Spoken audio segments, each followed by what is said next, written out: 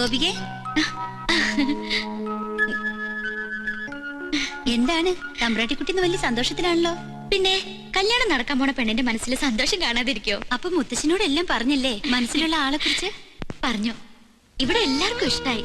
എന്നാലും ആളാരാണെന്ന് എന്നോട് മാത്രം പറഞ്ഞില്ല കേട്ടോ. ഫോട്ടോ ഉണ്ടോ എന്നെ ഒന്ന് കാണിക്കാൻ? എന്തിനാ ഫോട്ടോ? ആളെ നേരിട്ട് കാണിക്കാലോ.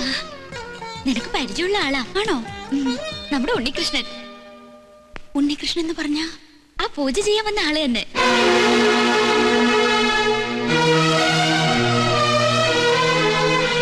അല്ല, നിന്റെ പരദേശി പ്രേമം എവിടെ വരെയായി?